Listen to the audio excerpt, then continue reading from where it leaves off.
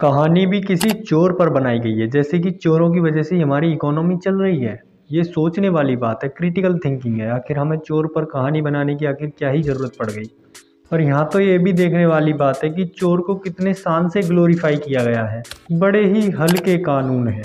इतनी चोरी करने के बावजूद भी कोई ठीक सी सज़ा नहीं दी गई। ना ही थाने में ढंग से मार पिटाई की गई, ना ही ढंग से सज़ा दी गई।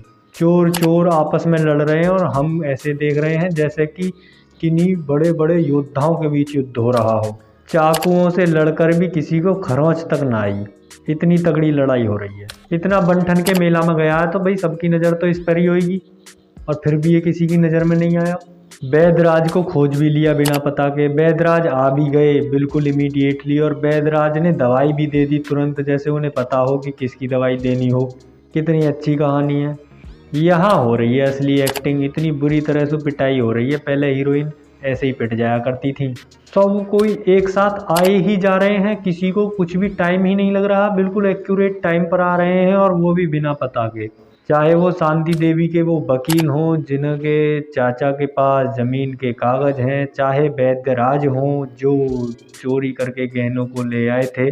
और यहाँ देखिए अदालत में पंखा कितनी तेज चल रहा है, परछाई में देखो बहुत ही मंदा चल रहा है। देखो मूवी को देखकर तो यह लगा कि चोर भी मजबूरी में बनते हैं, नहीं तो कोई भी चोर नहीं बनना चाहता। और अमीर लोग हैं, इनकी वजह से ही चोर बनते हैं। लेकिन अमीर भी दो तरह के होते हैं, जो एक दूसरे की चोरी करके अमीर बनते हैं और दूसरे जो मेहनत करके अमीर बनते हैं। हमेशा सवाल उन अमीरों पर उठाया जाता है जो मेहनत करके अमीर बनते हैं। चोरी भी उन्हीं अमीरों के यहाँ की जाती है जो मेहनत करके अमीर बनते हैं। और जो चोर अमीर होते हैं, चोरी करके अमीर बनते हैं, वह इन चोरों को यह धंधा करवाते हैं। साका चोरी करता है पेट पालने के लिए या अमीर बनने के लिए, ये तो नहीं पता, क्योंकि ना तो उसका पेट ही पल पाता है और ना ही वह अमीर बन पाया। आखिर ऐसा क्यों? क्योंकि साका चोरी करता था अपने शौक के लिए। नहीं तो एक चोरी करने के बाद में वह अपना पेट भर सकता था और चोरी को रोककर कोई अपना काम शुरू कर सकता था। लेकिन उसने दोष दिया दूसरों को और खुद को सुधारने का गौर नहीं किया।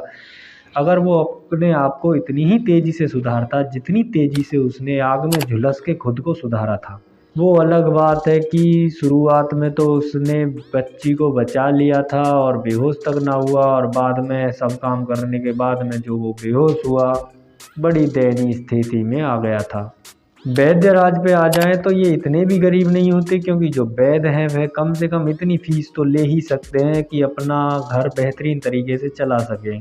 सड़क राम बेशक यह टैलेंटेड हैं, जब ये इतना बेहतरीन गाना गा सकते हैं, बढ़िया तरह करतब दिखा सकते हैं, तो क्यों नहीं है उसी से अपना पेट पाल सकें, रुपया कमा सकें। या फिर यूँ कहें कि दूसरे की कमाई को हड़पने की आदत जो लग चुकी है वो बदली तो जाएगी नहीं।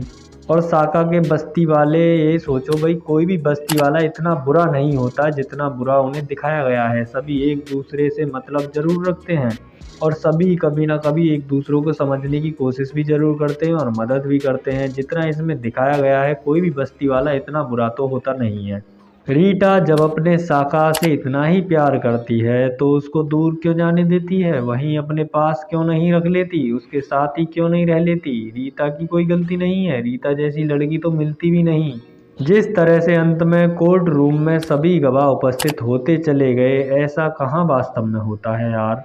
पहले तो अगर कोई चोरी कर ले किसी के गहने को तो वो कभी बताता नहीं है। बैदराज कैसे बताने आ गए मुझे ये नहीं पता, किसी भी कीमत पर कोई नहीं बताता। दूसरा, इतने कम समय में कौन कहाँ मिलेगा ढूंढ भी पाना मुश्किल है।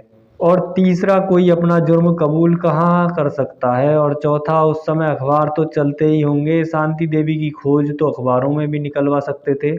सच्चाई तो वहां से भी पता लग जाती।